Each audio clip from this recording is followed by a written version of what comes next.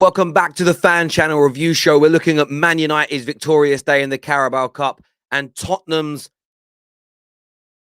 humiliating win over Chelsea. Chelsea fans screaming for Potter to be sacked. Spurs fans basking in the glory. We've also got a lot of bitter rivals on here today as well. So make sure you stay with us. Hit the like and share button. Let's go. Wait for it, wait for it, wait for it, wait for it, wait for it, wait for it, wait for it, wait for it, wait for it. After we got touched at home by Arsenal, blood, they turned this man into the Neverland Resort. I told you I wasn't coming back. But G, I came home faster than Roger in Sister, blood. And I told you, man, Potter will get put in a spliff. Potter was looking like Cedric Diggory and Goblet of Fire. Dead food, fam.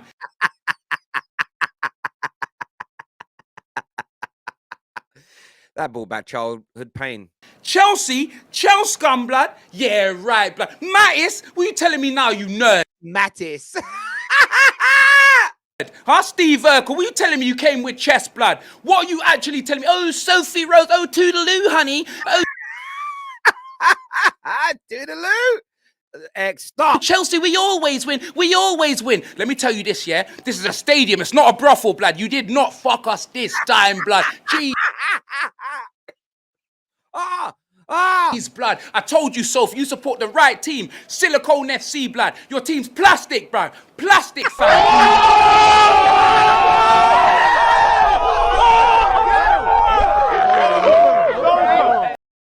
are laughing at Chelsea. 14 points separate Tottenham and Chelsea in the Premier League table. Now that is totally and utterly unacceptable. And I think that the club are in for a shock here because I think Chelsea fans can tolerate an awful lot. But what we cannot tolerate is a performance like that against them.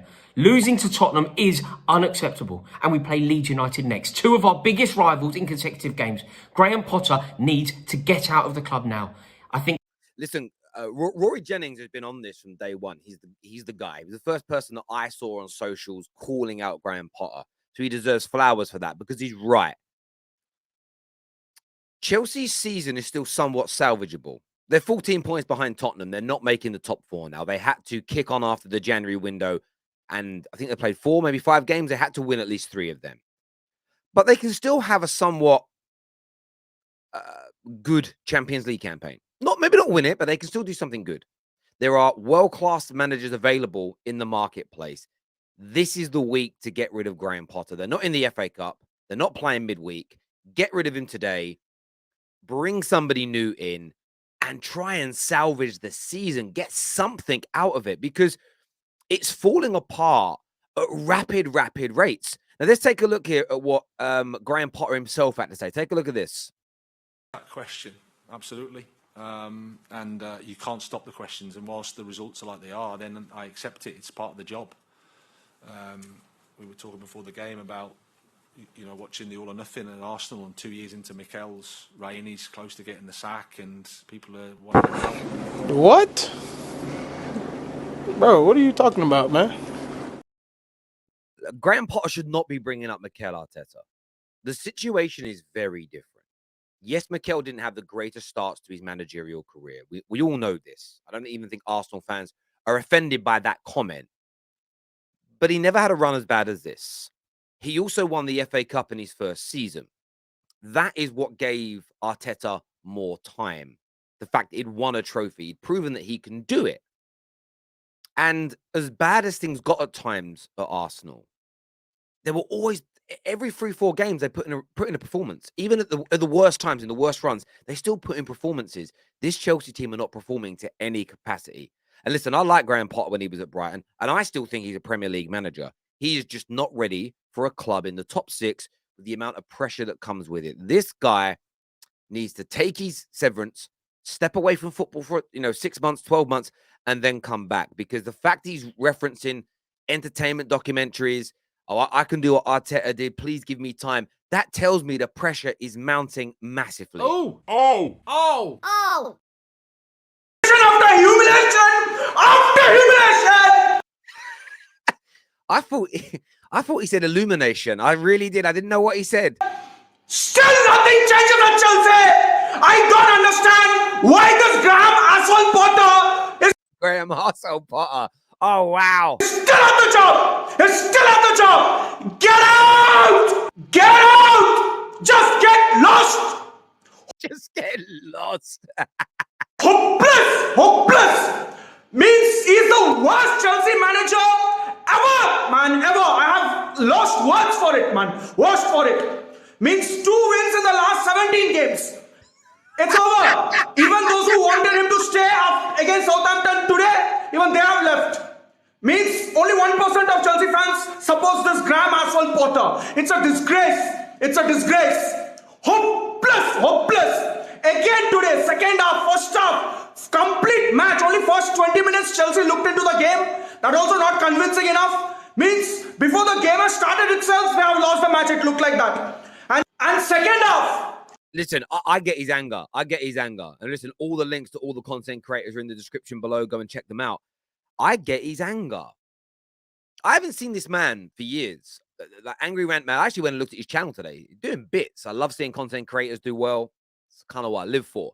But I haven't seen a video of his go viral and be shared for a long time. And that shows how bad things are getting. That show for me is just an indication of how bad things are getting. I don't understand Chelsea fans backing Potter. I don't know what they're seeing. I don't know what they're believing in. I think they're hoping on a fairy tale. They're hoping on a Disney story fairy tale to get them through. And I think Rantman's right. I think Rory Jennings is right. I think a lot of the Chelsea fans that phone into the football terrace are right. This man has got to go. But terrace community, I want your thoughts. I want your feelings. Let me know what you think. Let's go! Come on! The one player they've got that likes to run at people. Get in! It's my man! It's my man! It's Casemiro! It's 1-0 to Manchester United! Get the fuck in! You know what I don't understand? All right, I love Goldbridge, but a lot of people do this when they cheer, when they're doing videos in their house. They kind of shout and whisper at the same time. I don't understand it. It's 1-0! It's Casemiro! Leaps like a salmon! Get in and have some of that! Have some of that! Have some of that! 1-0, Luke Shaw, lovely cross. Boom with Casemiro into the bottom corner and United lead after 33 minutes. Have that, Chessboard FC. Have that, you boring, time-wasting arseholes. Get in. By the way, me and the guys in the studio were talking after the game, and I didn't say this in the match reaction because I didn't think about it. I'm almost too emotional when I watch games to think, and Man United games that is. And we were talking, and it was like, do you remember what the manager said in the press conference about, you know, Newcastle being boring and Newcastle being annoying? I really do think that played a massive part in this game, and it made Newcastle attack maybe a little bit more than they wanted to. Lying on the floor, doing fouls, trying to break up the flow. Set piece FC, Manchester United. Oh, don't be offside. It wasn't. A lot of people think it was, though, which is weird. Yes, it's 2-0. Come on, come on, come on. Have some of that. Have some of that. It's 2-0. Alan Shearer, Cheryl Cole, Anton Deck, Newcastle Brown Ale. Your boys are taking one hell of a beating. Listen, I'm happy for Mark, and I'm happy for Man United fans. We've endured a lot making content every day when our team has been so bad for so regularly over the last 10 years. It's very, very nice to see it. Let's take a look here at what some rivals had to say. With a better team to start with. Yeah, you did. I think. Yes, that's true. You did start better than Man United. I think the first goal, if I'm honest, I thought was probably offside. I think VAR probably didn't do any justice there. Do you know what? I thought that. I keep hearing this, that it was offside. How is that offside? I think it's Weghorst whose leg is in an offside position, but he didn't touch the ball. You can clearly see with the lines and naked eye that Casemiro is behind Callum Wilson. I've been told the line hasn't been drawn straight. I mean, that looks pretty parallel with the edge of the box to me. It's crazy. But a lot of people keep saying that it was offside. In fact, look, take a look at this.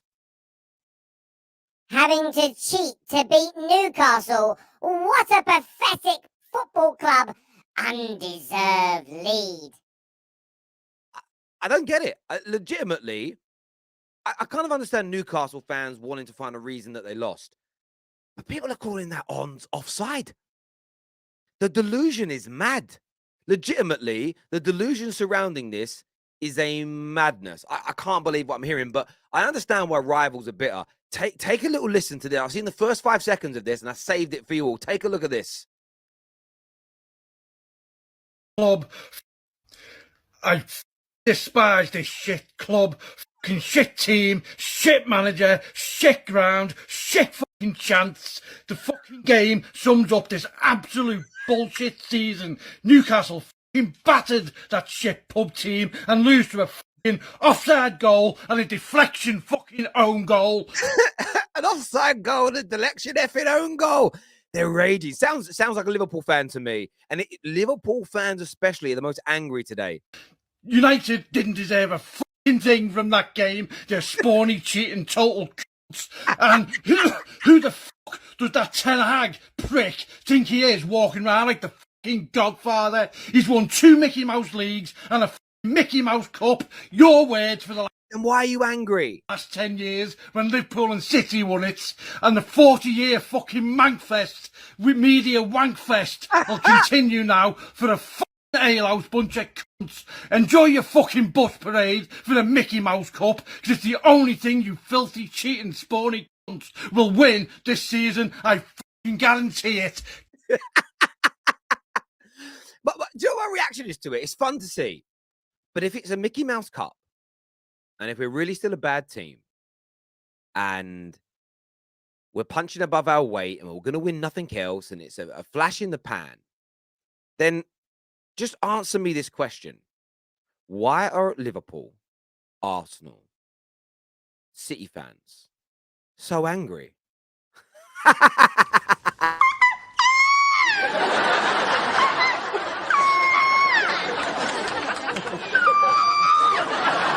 You wrote in the agenda?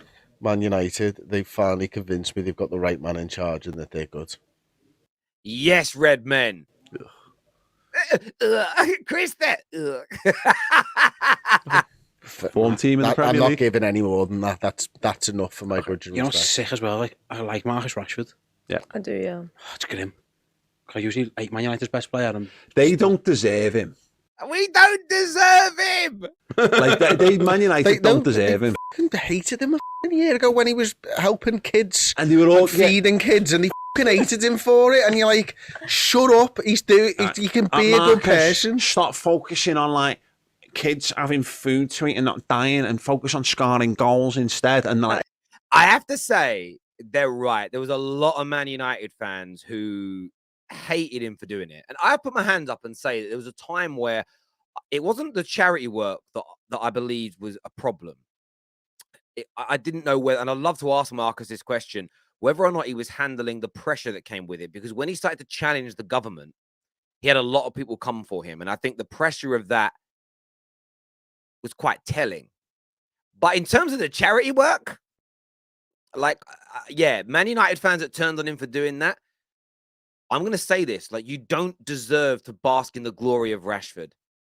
You don't. Morally speaking, you don't, because you ridiculed a man for feeding starving kids. Like, let that sink in for a moment. Let that sink in. Listen, I want to say a big thank you to everyone who's tuned in today. Make sure you leave your comments below. Scan that QR code as well to follow our TikTok account.